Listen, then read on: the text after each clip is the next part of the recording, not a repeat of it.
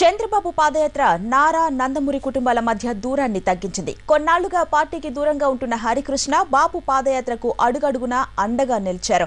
ఒకరోజు ముందే హిందూపురకు చేరుకుని పాదయాత్ర ఏర్పాట్లను పర్యవేక్షించారు. కష్టకాలంలో అండగా నిలవడం ద్వారా పార్టీ శ్రేణుల్లో ఉత్సాహం నింపారు. హరికృష్ణ యాక్టివ్ పార్ట్ తీసుకోవడం కార్యకర్తల ఆనందాన్ని రెట్టింపు చేసింది. తెలుగుదేశం పార్టీలో ఇదో కొత్త పరిణామం. కొంతకాలంగా పార్టీ వ్యవహారాలకు దూరంగా ఉన్న నందమూరి హరికృష్ణ చాలా కాలం తర్వాత యాక్టివ్ రోల్లో కనిపించారు. బావ పాదయాత్రలో అన్ని తానే వ్యవహరించారు.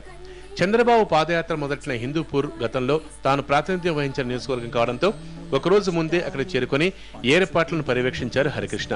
మిగిలిన నేతలతో పాటు సుగూర్ ఆంజనేయ ఆలయానికి చేరుకున్న హరికృష్ణ పార్టీ నేతలు కార్యకర్తలతో మాట్లాడుతూ ఉత్సాహంగా కనిపించారు.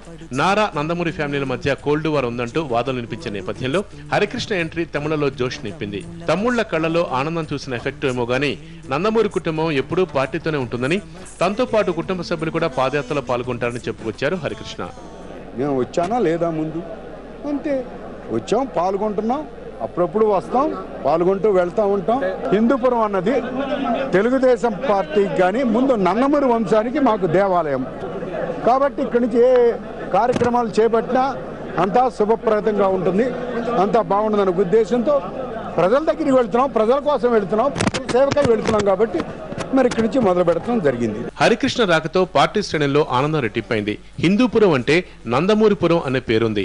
అలాంటిది హరికృష్ణ వచ్చారనే విషయం తెలియగానే నియోజకవర్గం నుంచి భారీ సంఖ్యలో అభిమానులు, కార్యకర్తలు తరలివచ్చారు. భవిష్యత్తులోనూ తాము బాబుతో కలిసి పాదయాత్రలో పాల్గొంటామని, కుటుంబ సభ్యులు కూడా సందర్భాన్ని బట్టి జాయిన్ అవుతారని హరికృష్ణ స్పష్టం చేయడంతో పార్టీ నేతలు కూడా ఉత్సాహంగా ఉన్నారు. మొత్తానికి హరికృష్ణ రాక బాబు పాదయాత్రలో జోష్ను రెట్టింపు చేసిందనేది తెలుగు తమ్ముళ్ల అభిప్రాయం.